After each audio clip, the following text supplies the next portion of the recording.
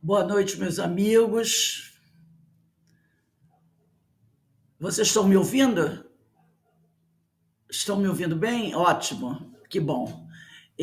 Nós estamos nesse horário iniciando a nossa palestra da noite de hoje. Eu vou passar a palavra para a Denise e a nossa irmã Ana Constantino é que vai fazer o preparo e depois a prece. Então eu vou passar a palavra para a Denise. Denise, a palavra está com você.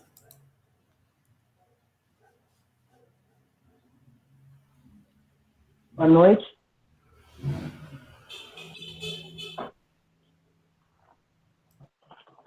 Boa noite a todos.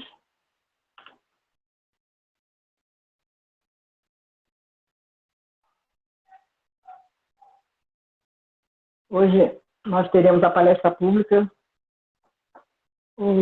aqui na Sociedade de Estudos Espíritas Francisco de Assis, em Petrópolis.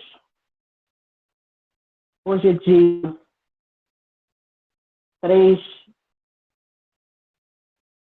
de junho do ano de 2021. Nós teremos a palestra do Evangelho segundo o Espiritismo, capítulo 12, itens 11 até 13, 11, 12 e 13, e nossa expositora será a nossa amiga Rose Figueiredo. A nossa irmã Ana Constantino vai fazer a leitura do preparo da noite de hoje. Com você, Aninha. Minutos com Jesus. Meu pai até agora trabalha e eu também trabalho. Está em João, capítulo 5, versículo 17. Trabalho não deve ser barulho, e sim ritmo. Não se deve ser aborrecimento, mas alegria. Combata a ociosidade, não abra o seu coração ao desânimo. Se você abraçou uma ideia nobre, não desista de trabalhar. É fundamental a esperança. Sem esforço e tenacidade, ninguém vence. Não creia em facilidades. A preguiça paralisa as faculdades da alma, enquanto o trabalho revigora as forças e desenvolve a inteligência. O mundo é uma grande oficina. Seja um operário fiel. Pai, Senhor da vida, agradecemos por esse momento, por essa oportunidade de estarmos reunidos, em nome de Jesus. Que Ele possa estar conosco na noite de hoje, nos amparando, nos orientando, e pedimos, Pai, a permissão para iniciar a palestra da noite de hoje. Que Jesus possa amparar a nossa amiga Rose, que ela possa ser bem intuída e amparada pelo mentor espiritual. Que Jesus possa estar conosco agora e sempre. Que assim seja. Na graça de Deus.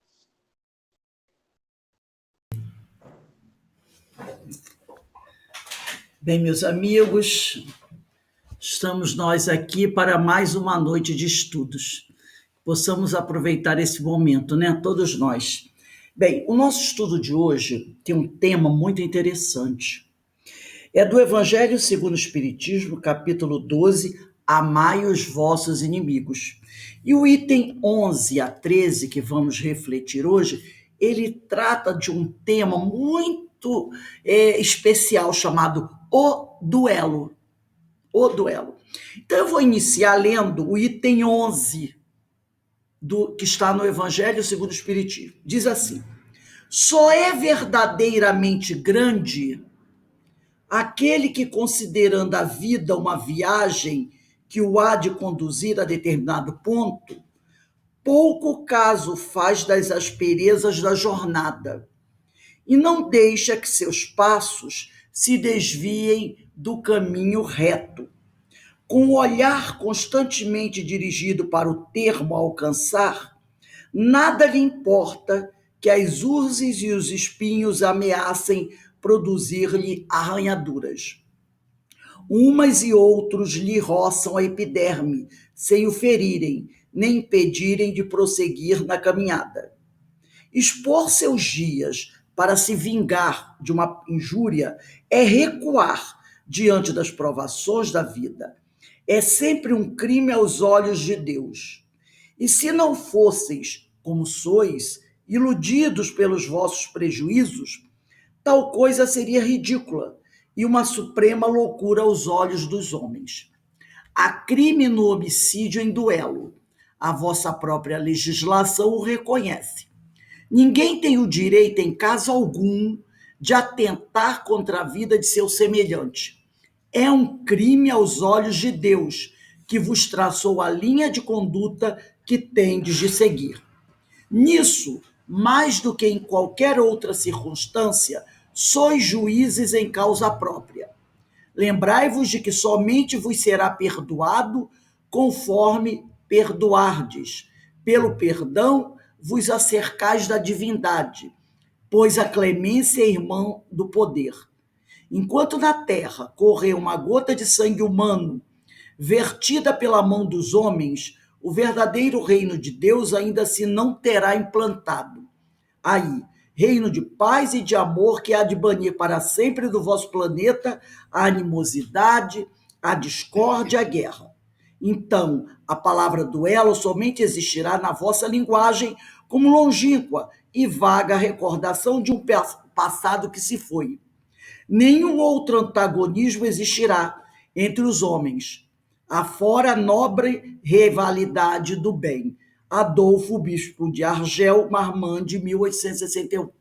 Então a gente percebe que esse tempo em que o mundo será um mundo de paz, de fraternidade, como nós estudamos na questão número 63 do livro A Gênese, no capítulo 17, ainda está muito longe de se concretizar, mas já estamos a caminho, porque nos dias atuais, como ele mesmo diz, esse tipo de coisa como o duelo já não acontece como acontecia no passado, né?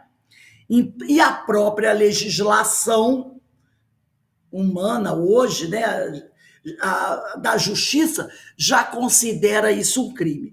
Mas nós vamos abranger esse tema, o duelo, de uma forma um pouco mais ampla. Então, eu vou partilhar aqui o ecrã para que a gente possa entender que, apesar do duelo ser algo, uma prática muito utilizada no século XIX, no século XVIII, nesses séculos, né, passados, nós ainda temos um certo tipo de duelo acontecendo no mundo atual. Então, nós vamos ver o duelo, o Evangelho segundo o Espiritismo, capítulo 12, versículo de 11 a 13. Então, CEFA quer dizer Sociedade de Estudos do Espírito Francisco de Assis. Então, vamos prosseguir nas nossas reflexões. Qualquer enfrentamento de pessoas, forças, ideias, é considerado duelo. Aqui nós temos uma definição do que seria o duelo. Qualquer enfrentamento de pessoas, forças, ideias. Isso é o que está lá no dicionário Larousse. Então, reparem, aqui não se trata apenas daquele embate como acontecia, né? Século XVI, XVII, XVIII, dois homens se enfrentando num campo para ali disputarem quem é mais valoroso, quem é mais capaz, quem é mais corajoso. O duelo é qualquer enfrentamento de pessoas, forças, ideias, etc. Então, o que é? Combate entre dois adversários. em que um deles exigiu do outro reparação de uma ofensa. Aqui é uma outra definição para duelo. Então a gente pode perceber que isso vai um pouco além desse duelo tradicional. Qualquer enfrentamento de pessoas, forças e ideias, combate entre dois adversários, em que um deles exigiu do outro reparação de uma ofensa. Como nós vimos no Evangelho segundo o Espiritismo, no capítulo 12, item 16, ainda se fala sobre o duelo. Então eu tirei um pedacinho desse item 16 para a gente refletir. Os duelos se vão tornando cada vez mais raros. Aqueles duelos tradicionais, não é? Isso que constava do Evangelho. E se de tempos a tempos alguns de tão dolorosos exemplos se dão, o número deles não se pode comparar com o dos que ocorriam outrora. A abolição de semelhante uso demonstra o abrandamento dos costumes. Então, com o progresso, ao final do século XIX, início do século XX, nós já não víamos na sociedade com uma constância muito grande, como no século XVII, XVIII ou no início do século XIX, aqueles duelos tradicionais. Eles foram, com o tempo, se tornando mais raros, até porque a legislação foi se modificando e punindo com prisão, com castigos muito severos, aqueles que participavam daqueles duelos tradicionais, onde um buscava tirar a vida do outro. Isso já demonstrou uma evolução, né, na sociedade, nas leis, nos costumes, e esse abrandamento. Mas nós vamos conversar aqui de outras questões que envolvem o duelo. Duelo moderno. Nós temos um duelo moderno. Realmente, a civilização, ela baniu o duelo das praças públicas. Tira a cadeira. E não mais vemos espadas desembainhadas, gerando aflição, ferimento e morte. Hoje a gente não vê mais aquilo, né? A espada, o sabre, ou aquelas pistolas que toda vez que alguém ia duelar tinha padrinhos. Cada duelista tinha que trazer o seu padrinho, o padrinho trazia uma caixa, dentro dessa caixa estavam as pistolas que seriam usadas. Havia toda uma coisa teatralizada, né, para um ritual para envolver o duelo. Então, hoje, a civilização, as leis, a justiça, baniu esses duelos das praças públicas. E nós não vemos mais. Os códigos evoluídos reprimem hoje, nos povos mais cultos, semelhantes ocorrências de agressividade e violência. Mas, né, entretanto, se as lâminas, as garruchas, repousam ensarrilhadas, o mesmo não ocorre com os dardos envenenados da vida mental, né? Porque naquela época as pessoas duelavam com armas de fogo, que eram as garruchas, não é? E com as espadas, os sabres, as lâminas. Mas hoje, na sociedade moderna, ainda existe um duelo. E esse duelo acontece com os dados envenenados da nossa vida mental. E a gente para pensar, qual será ou quais serão as armas mais terríveis? Será que eram aquelas usadas pelos nossos antepassados, ou essas armas que nós usamos, que sempre foram usadas, na verdade, sempre foram usadas. Os dardos envenenados da nossa mente sempre existiram, mas nós não costumávamos estar atentos para esse tipo de coisa. Hoje, a doutrina espírita, ela nos dá condições de percebermos hoje esse tipo de armamento que sempre existiu, que nós sempre usamos, mas que estava lá, escondidinho, e com um véu sobre ele, e nós não nos preocupávamos com isso.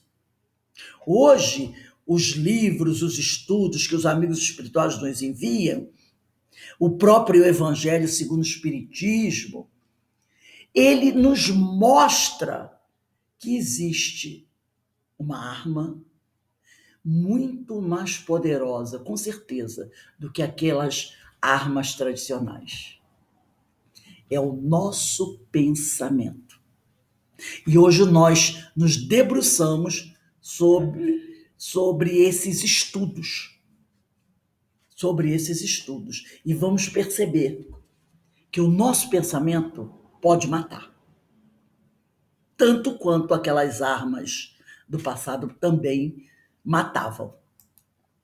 Muitas vezes, no livro Canais da Vida, o orientador Emmanuel, através da psicografia de Chico Xavier, nos diz o seguinte: muitas vezes arremessamos raios de perturbação e indisciplina, angústia e destruição para todos os ângulos da estrada em que a nossa vida se movimenta. São os pensamentos desvairados do psiquismo deprimente. Não raro, arrojamo-los sem piedade para quantos nos desatendem ao egoísmo. Então, é como se fosse não uma garrucha ou um sabre, mas uma metralhadora. Daquelas metralhadoras que na guerra eles colocam em cima, às vezes, de um carro, ou em cima de uma montanha, ou dentro de uma casa-mata, não é? Com um pente muito longo de balas, aonde, quando disparada, ela fica 10, 15 minutos lançando projéteis a esmo para todos os lados e ceifando milhares, centenas de vidas. Então, olha o poder da nossa mente. Então, e o orientador Emmanuel, ele coloca isso muito bem. Muitas vezes, arremessamos raios de perturbação, indisciplina, angústia e destruição para todos os ângulos da estrada em que a nossa vida se movimenta. Durante toda a nossa caminhada, durante a nossa reencarnação, desde que começamos, a nos tornar pessoas mais independentes, nós começamos a mirar não um alvo, como no duelo. Normalmente eram dois, não é? Duelando, um tentando destruir o outro. Aqui não não são dois no campo de batalha, não são dois no campo do duelo. Nós arremessamos para uma multidão de pessoas. Todos aqueles que passam junto de nós ou que convivem conosco acabam se tornando vítimas desses raios de perturbação, indisciplina, angústia e destruição. São os nossos pensamentos desvairados do psiquismo deprimente a que nos entregamos. E ele diz, não raro, quer dizer, na maioria das vezes, arrojamo-los sem piedade nenhuma para todos aqueles que se negam a viver sob o nosso egoísmo. Qual a finalidade da nossa encarnação? Deus a impõe, está lá no Livro dos Espíritos, questão 132. Deus a impõe com o fim de levar o espírito à perfeição. Para uns, essa encarnação é uma expiação. Para outros, uma missão. Mas para chegar a essa perfeição, que é o grande objetivo da encarnação, nós devemos, o espírito deve sofrer as vicissitudes da existência corpórea. Nisto é que está a expiação. E muitas vezes nós nos rebelamos contra isso, não aceitamos isso, achamos que temos que passar pela encarnação em brancas nuvens, sem nenhuma dificuldade. Aquilo que fizemos de errado em outras vidas, não, aquilo aí tem que apagar, não, Deus tem que perdoar, tem que esquecer. Cada reencarnação é uma história nova, deixa para trás, nada disso. Eu vou viver da minha vida e todo mundo tem que me aceitar como eu sou. Ah, mas aquilo que você fez, os erros do passado, isso é besteira, ficou do passado. Agora eu cometo novos e vamos por aí. É assim que muitos de nós queremos viver. Mas não é assim. Nós somos responsáveis por tudo aquilo que fazemos. E quando eu não sou atendida nos meus desejos, nos meus anseios, eu ligo a minha metralhadora e fuzilo todo mundo. Não quero nem saber. Consequências humanas. As palavras dever, honra, coração, que eram aquelas palavras que normalmente levavam a criatura ao duelo, né? Está lá na Revista Espírita, novembro de 1862. Essas palavras dever, honra, coração, muitas vezes são postas pelos homens para justificar suas ações e seus crimes. No século passado, ou melhor, no século XIX, era uma questão de honra. Alguém fez algo contra mim, questão de honra. Eu tenho que lavar minha honra no campo com sangue, não é? Ah, meu dever ir lá tirar satisfações com o adversário. Ele magoou meu coração. Então, eram palavras, inclusive belas palavras, dever, honra e coração, que nós usávamos para justificar a nossa violência, a nossa vaidade, o nosso orgulho. Compreenderão sempre estas palavras? Será que nós compreendemos o verdadeiro sentido dessas palavras? Dever, honra e coração? Por que então lhe mutilar o sentido? Não resumem elas as intenções do Cristo? Jesus, quando esteve aqui, falou de dever, não é? O dever que nós temos para com o próximo, respeitar o próximo. Falou de honra, honrar pai e mãe, não foi? Falou de coração, falou de tudo isso. Ele falou de tudo isso. São as intenções do Cristo quando esteve entre nós. Mas o que a gente fez? Nós pegamos essas palavras, mutilamos o sentido dela. Mutilamos o sentido dela. E voltamos, não é, ao barbarismo, com palavras que o mestre utilizou aqui para falar de amor, de progresso, de felicidade, de paz, de crescimento. Mas nós não usamos essas palavras para justificar as nossas doenças. Foi isso que nós fizemos. E quase todos os duelos daquela época tinham essas palavras como motivo. Lavar a minha honra com sangue. É meu dever ir lá enfrentar o meu inimigo. Ela ou ele feriu o meu coração.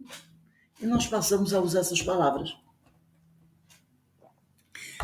distorcendo totalmente o verdadeiro sentido delas.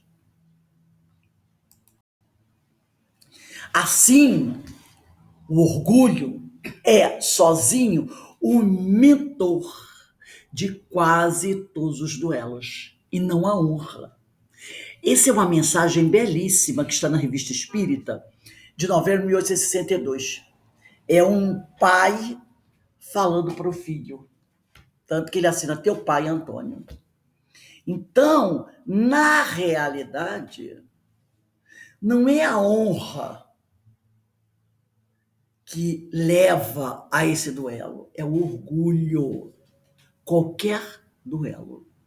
O orgulho é, sozinho, o mentor de quase todos os duelos, e não a honra. Eu me senti ofendido, então eu digo que preciso lavar minha honra. Ora, se eu tenho honra, ninguém tira a minha honra. Como tirar uma virtude se eu a tenho? Agora, quando eu digo eu quero justiça, é porque alguém feriu meu orgulho. O orgulho vos induz a julgardes mais do que sois. Está lá no Evangelho segundo o Espiritismo, capítulo 9, a cólera. No texto A Cólera, no Evangelho, no capítulo 9, os amigos espirituais nos trazem essa frase: o orgulho vos induz a julgardes mais do que sois. Por isso que eu digo, vou lavar minha honra com sangue. Na realidade, eu me sinto afetada do meu orgulho. E eu caio no abismo, com a foto mostra, agarrada ao meu orgulho. Olha uma mãozinha se esticando para me salvar. Mas para eu dar a mão a esse irmão que está esticando a mão, eu tenho que largar o orgulho. Não é verdade? Porque a mão direita dele está presa no galinho. E a mão esquerda está agarrada ao orgulho. Para se salvar, ele precisa deixar o orgulho de lado. Mas ele quer não, ele cai no abismo com o orgulho dele. É assim que nós somos. Então o orgulho é sozinho o mentor de quase todos os duelos, de quase todos os maus que nós abraçamos. Consequências espirituais. Nós temos aqui duas citações. A primeira, da Revista Espírita, novembro de 1862. Está lá, consequências espirituais. Aqueles que provados, quer dizer, aqueles que passam pelas provas, né? Aqueles que provados ou provocadores tiveram sucumbidos, podem estar certos que experimentarão as maiores torturas morais pela presença incessante do cadáver da vítima e do seu próprio. E serão perseguidos até o dia da expiação, pelo espectro terrível das duas horrendas visões de seus cadáveres ensanguentados. Então, o Antônio, que era o pai, né, que estava mandando a mensagem, ele fala que aqueles que chegaram à morte através do duelo, aqueles que mataram e acabaram se deixando matar, passarão por torturas morais gravíssimas pela presença incessante do cadáver da vítima e do seu próprio. E serão perseguidos até o dia da expiação pelo espectro terrível das duas horrendas visões de seus cadáveres ensanguentados.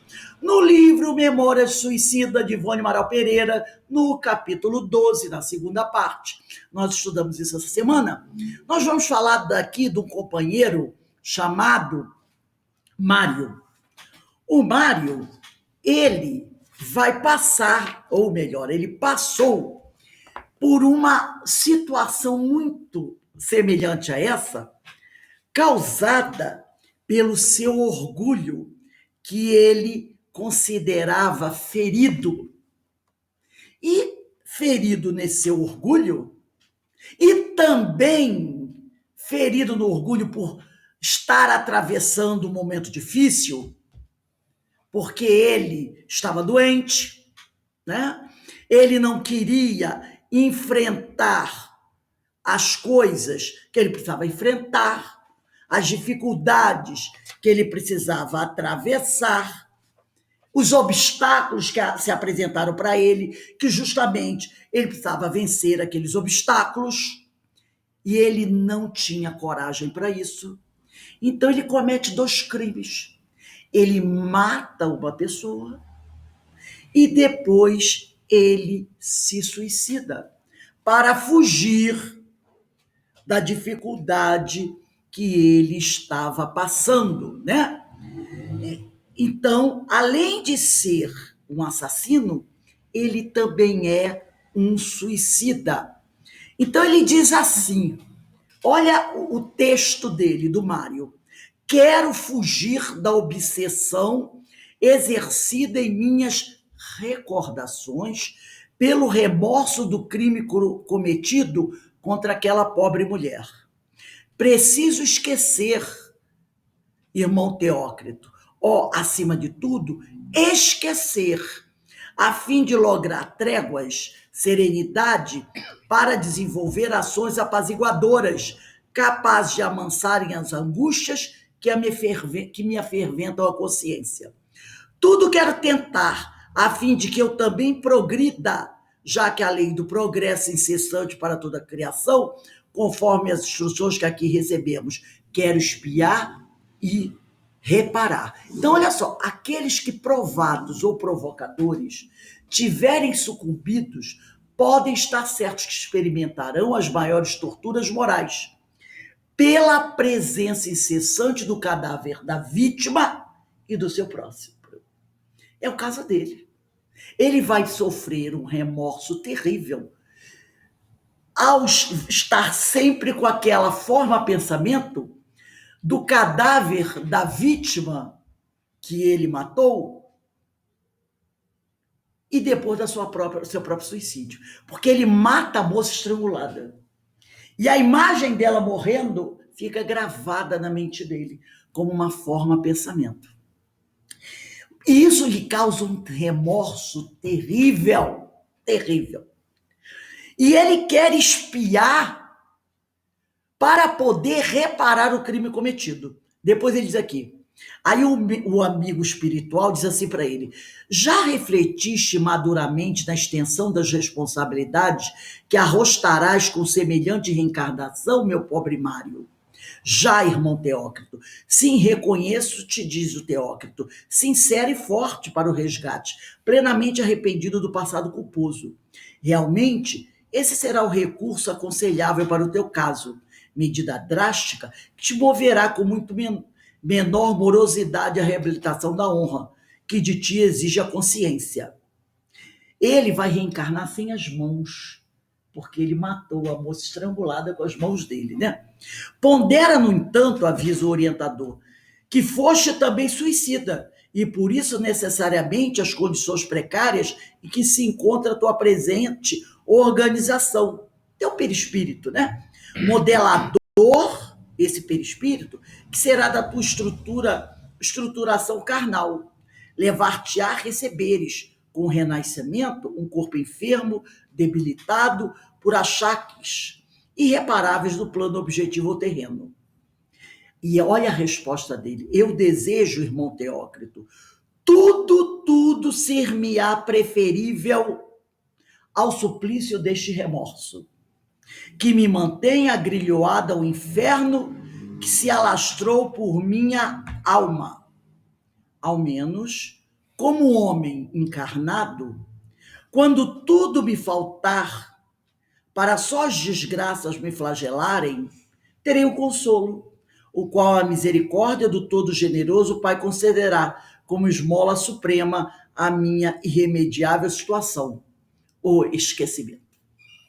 Então ele conta aqui que o remorso que ele passa no plano espiritual por ter cometido um crime, e o duelo naquela época era um crime, e depois o suicídio, o remorso é tão terrível, mas é tão doloroso, que todas as dores que ele passar da reencarnação aqui na Terra, sem mãos, que ele vai reencarnar sem mãos, com o corpo doente, será para ele uma bênção. Porque encarnado, ele, mesmo com toda a dor e sofrimento, ele tem um consolo. E sabe qual é o consolo? É o esquecimento. Ele vai reencarnar e não vai lembrar do crime que ele cometeu. Do assassinato e do suicídio. Porque a lembrança do assassinato e do suicídio é muito pior do que a dor que ele vai passar numa vida de 40, 50, 60 anos aqui na Terra, tendo um corpo doente, sendo pobre, sozinho, abandonado, enfrentando toda a flagelação do sofrimento. Tudo isso não vai ser muito pouco em comparação com o remorso e com a tragédia que é aquela forma pensamento das imagens dos crimes que ele cometeu. Porque ele vai ter aqui, enquanto encarnado, a bênção, a misericórdia que todos nós temos, do esquecimento. Vejam, não é? O que é quando nós esquecemos das consequências espirituais e nos colocamos a cometer duelos, jogando os nossos dardos envenenados para cima e para baixo e ferindo aqueles que passam por nós nessa estrada da vida. Então nós temos que refletir muito sobre isso. Pensamento é vida. Eu trouxe um texto do livro Pensamento é Vida, de Emmanuel. E dele diz: pensamento é vida. A mente é o espelho da vida em toda a parte, onde quer que nós estejamos. Definindo-a por espelho da vida, reconhecemos que o coração lhe é a face e que o cérebro é o centro de suas ondulações, gerando a força do pensamento, que tudo move, criando e transformando, destruindo e refazendo, para acrisolar e sublimar. Pensamento é vida. Então, nós não podemos usar o nosso pensamento para praticar duelos, tá? Não podemos. Precisamos estar muito atentos aos nossos pensamentos. Como ele diz, reconhecemos que o coração lhe é a face e que o cérebro é o centro de suas ondulações, gerando a força do pensamento que tudo move, que pode ser uma metralhadora, criando e transformando, destruindo e refazendo, para acrisolar e sublimar. É imprescindível, ainda no livro Pensamento e Vida, Emmanuel continua dizendo, é imprescindível tratar a ignorância com o carinho medicamentoso que dispensamos ao tratamento de uma chaga. Porquanto, golpear a ferida sem caridade será o mesmo que converter a moléstia curável numa legião sem remédio. Nós vivemos em sociedade. Falamos isso no domingo com o nosso irmão Moisés, falamos isso também depois, sobre esse tema depois.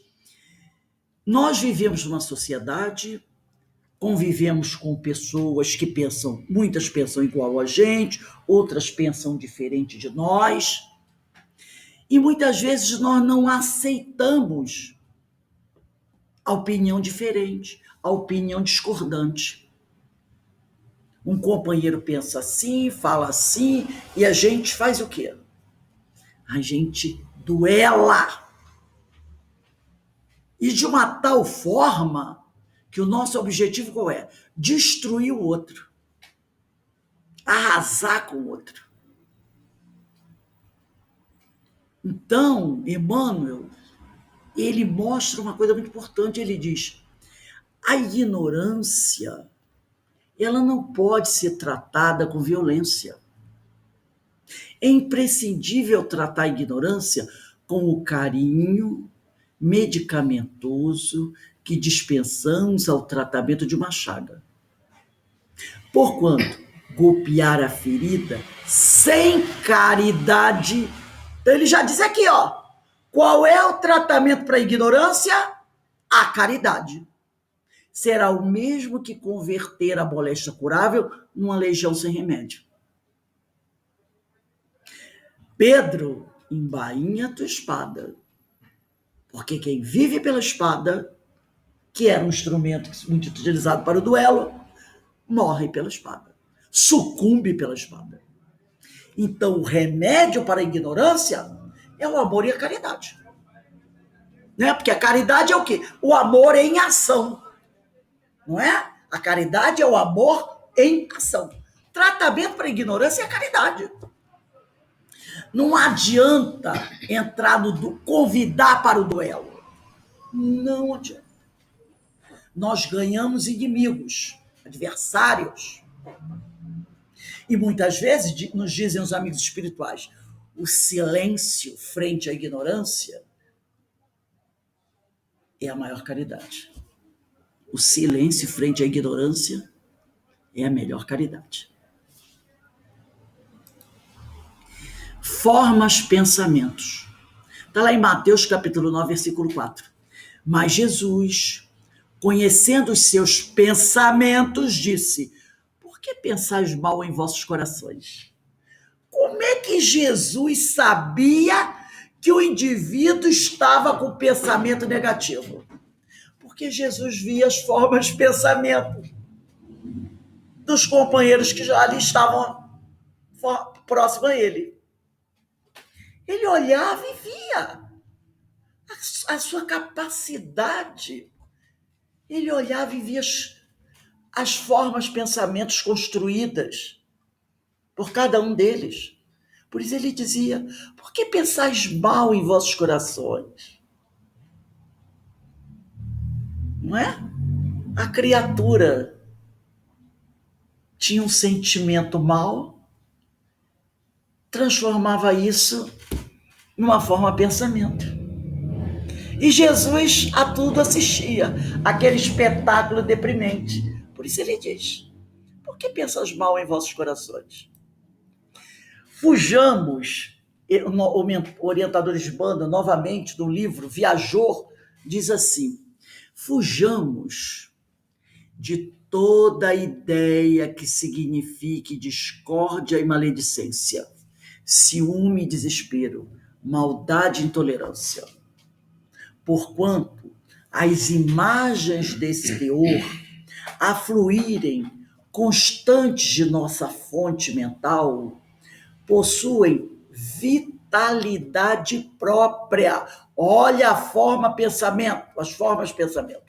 Corporificando-se com a persistência de nossas inflexões repetidas e atingindo o objetivo de nossas projeções, a operarem desajuste e flagelação, regressando a nós mesmos, em lamentável retorno, trazendo-nos de volta a aflição e o infortúnio que tivermos causado. Eu não conhecia esse texto de Emmanuel. Eu não conhecia. Mas é maravilhoso. É maravilhoso. Permite uma avaliação, um estudo muito profundo, altamente científico. Né? Ele diz, fujamos de toda ideia que signifique discórdia e maledicência. Eu me lembro uma passagem de Chico, quando ele dizia assim, Quando o mal se apresentar, não enfrente, fuja dele. Fuja dele. Chico dizia isso, fuja dele. Então, Emmanuel diz, fujamos de toda ideia que signifique discórdia e maledicência, ciúme e desespero, maldade e intolerância. Não entre em duelo com ela, não a enfrente, fuja. Porquanto as imagens desse teor, a fluírem constantes de nossa fonte mental, possuem vitalidade própria. Elas criam vida, corporificando-se com persistência de nossas irreflexões repetidas. Porque, muitas vezes nós ficamos repetindo nossas irreflexões e atingindo o objetivo de nossas projeções, a operarem desajuste e flagelação.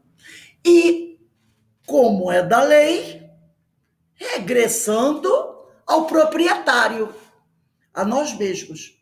Só que ela retorna em lamentável retorno, trazendo-nos de volta, bem potencializado, a aflição e o infortúnio que nós estivermos cansados.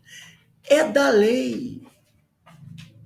Se você semeia espinho, vai querer colher rosas? Como diz o ditado popular, quem semeia vento, colhe tempestade. Não é? Então, esse texto do orientador Emmanuel é maravilhoso. E realmente vem de encontro com tudo que a gente tem estudado sobre a questão do livre-arbítrio, não é? E ele mostra aqui que muitas vezes nós vivemos presos a isso. Passamos a nossa vida duelando com o outro companheiro para mostrar que somos mais fortes, que ele está errado, eu estou certo. E nos falta o quê? Humildade. Humildade para compreender o quanto nós somos ainda pequenos, o quanto ainda precisamos aprender a viver, o quanto precisamos ainda trabalhar a famosa trilogia do mal, egoísmo, vaidade e orgulho, procurando, como nos disse o Emmanuel, fugir de tudo isso, deixar para lá.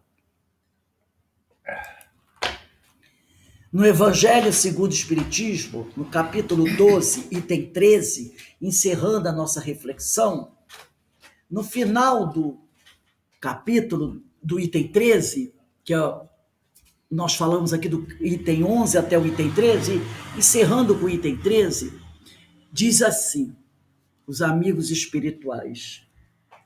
Eu vou pegar aqui o Evangelho, estava aqui agora, um minutinho. Cadê o Evangelho? Deixa eu pegar aqui. Ah, está aqui na minha mão, nossa. Está aqui na minha mão, estou mandando pegar. Final do item 13 é uma mensagem de um espírito protetor. E ele diz assim, o estúpido amor próprio. Ele é bem contundente, né? O estúpido amor próprio, é o último parágrafo do item 13. Tola vaidade e louco orgulho, olha só, o estúpido amor próprio, porque quantas coisas eu fico, meu amor, tenho amor próprio, tem amor próprio, a gente ainda fala para o outro, o estúpido amor próprio, tola vaidade e louco orgulho, quando sereis substituídos pela caridade cristã, pelo amor ao próximo e pela humildade que o Cristo exemplificou e presenteou. Ele faz uma pergunta. O estúpido amor próprio, tola vaidade e louco orgulho, quando sereis substituídos pela caridade cristã, pelo amor do próximo e pela humildade que o Cristo exemplificou e preceituou? Só quando isso se der, desaparecerão esses preceitos monstruosos que ainda governam os homens, e que as leis são impotentes para reprimir, porque não basta interditar o mal e prescrever o bem. É preciso que o princípio do bem e o horror ao mal morem no coração do homem. Então não adianta estar lá na lei. Não pode matar, não pode roubar, não pode caluniar. Não adianta, né? Não adianta estar só da lei. É preciso fazer com que esses preceitos monstruosos, tá? Como ele diz aqui, que ainda governam os homens, desapareçam.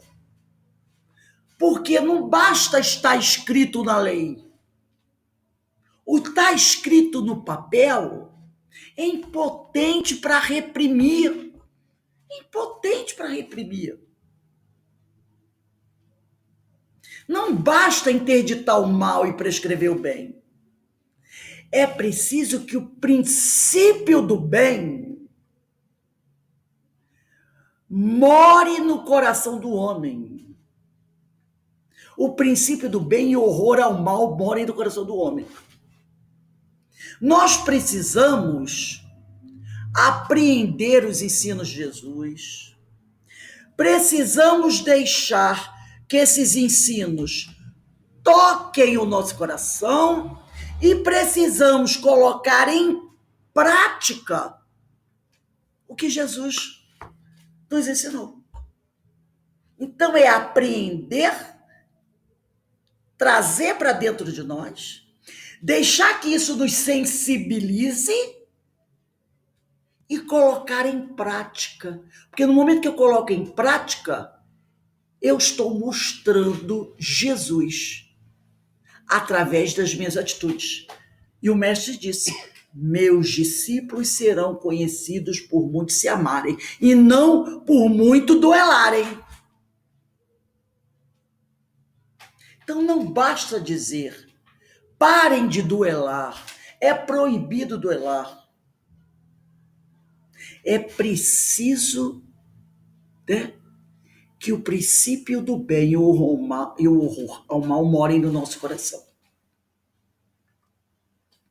Então, quando nós estudamos sobre o duelo, e esse tema vai continuar a ser estudado até terminarmos todo esse capítulo, nós não temos apenas que ficar nos reportando aquele duelo do passado. Porque aquele duelo foi fácil de acabar. Mas os duelos modernos e que vivenciamos todos os dias, esses são mais cruéis e mais difíceis. Porque eles estão acontecendo aí e as pessoas nem se dão conta disso. Que ela está travando um duelo, que ela está matando, que ela está destruindo, que ela está ferindo o seu semelhante. E está usando argumentos como honra, coração, não é? Amor próprio, caridade e outros mais aí, palavras que Jesus exaltou, dever, ela está distorcendo o sentido dessas palavras para a prática do mal. E teremos que responder por isso no futuro. E como nós vimos aqui, a reparação muitas vezes é muito dolorida. porque o remorso será um processo educativo muito difícil para todos aqueles que não despertam para a realidade, não é? E quanta dor será que nós teremos ainda que enfrentar, porque simplesmente nós ainda batemos no peito e falamos, eu tenho meu amor próprio. Então a gente precisa, né, estar muito atento para essas questões, que são questões assim muito antigas, né, que envolvem a humanidade, questões muito antigas, mas que são tão presentes ainda no nosso modo de ser, no nosso modo de agir, né? Então, que a gente acorde, que a gente desperte, para, como disse Jesus, que nós possamos ensarrilhar as nossas espadas, que nós possamos guardar as nossas espadas, as nossas armas, porque senão teremos grandes dificuldades na nossa caminhada, né? Então o duelo se faz presente, mas o duelo tem consequências espirituais muito difíceis e muito dolorosas para todos nós. Alguém gostaria de perguntar alguma coisa, falar alguma coisa? Deu para a gente entender bem a questão do duelo, né? Porque às vezes a gente estuda esse tema aqui, a gente fica muito preso ainda às questões do passado, né? Mas a gente tem que saber que hoje mais duelamos do que nunca. Pode falar. Hoje em dia são muito mais os duelos virtuais, né, nas redes sociais, Isso. nas redes televisivas, jornalísticos, né, do canal da comunicação. Esses duelos também são terríveis. Muitas vezes travando duelos terríveis atrás de uma máquina. Mas a gente esquece que o nosso pensamento, ele não fica escondido, ele vai. Quando a gente bota aquele lá, ele vai. Ele está lá. Né? Você está escondido atrás da tua máquina, mas o teu pensamento não está escondido. Ele vai. E ele vai atingir o alvo. E ele lá, talvez, se o outro não for tão mais evoluído que a gente, ele vai devolver, né, a bala, o golpe. E assim a gente vai, ó, uma hora o mais fraco cai. O mais fraco cai. Quando não cai em ambos, né? Quando não cai em ambos, né? E aí vai dizer que é vítima? De modo nenhum. Né? Jesus falou, Pedro, embainha tua espada. Não adianta travar duelo. Não adianta travar duelo. Né? Então que a gente faça silêncio, como nós vimos, né? Como Emmanuel nos disse naquela mensagem, que eu achei os textos dele maravilhosos.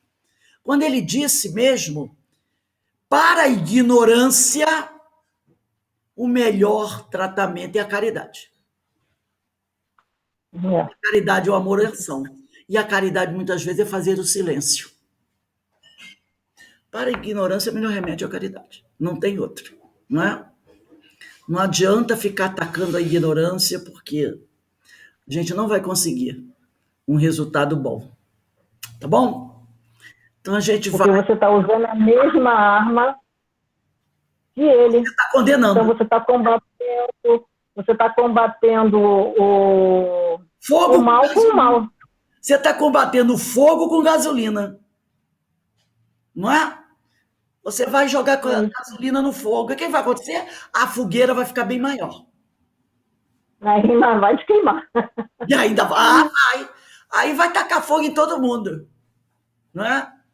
Então, que a gente possa refletir sobre essa mensagem do nosso companheiro Emmanuel, que trouxe uns textos maravilhosos, né?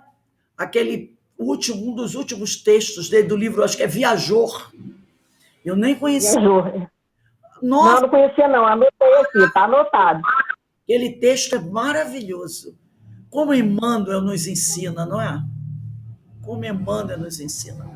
Então, meus irmãos, eu agradeço a presença de vocês, a paciência de vocês, e que Jesus continue a nos abençoar e esses amigos espirituais a nos contemplar com essas orientações tão importantes no nosso dia a dia. O tema do elo remonta ao passado, mas ele é atualíssimo, né? Ele é atualíssimo. E as recomendações dos nossos amigos espirituais mais atuais do que nunca, mais modernas do que nunca. Então, eu vou pedir... Obrigada, Rose. Nada, eu que agradeço a oportunidade de refletir sobre esse tema, porque até um tempo atrás eu adorava um duelo.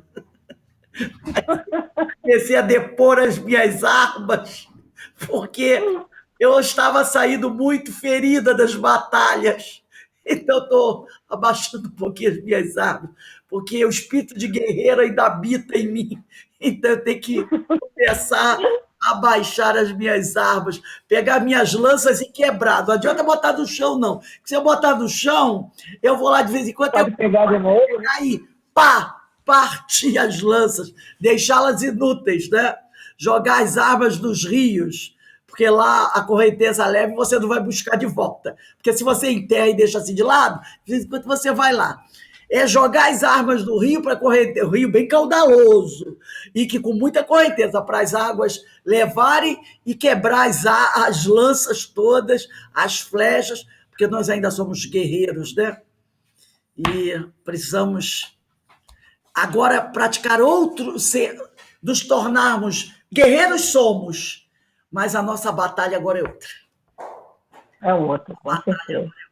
Bom, então, meus amigos, muito obrigado, um beijo para todos vocês. E aí, Denise, você escolhe aí quem vai fazer a nossa prece de encerramento.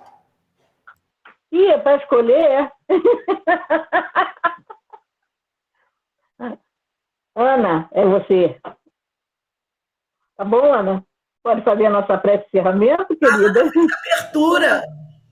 Eu fiz a abertura. Ah, ela não fez abertura. E aí, como é que eu vou escolher? Eu faço. Ó, tá vendo que coisa boa? A Carmen já se modificou.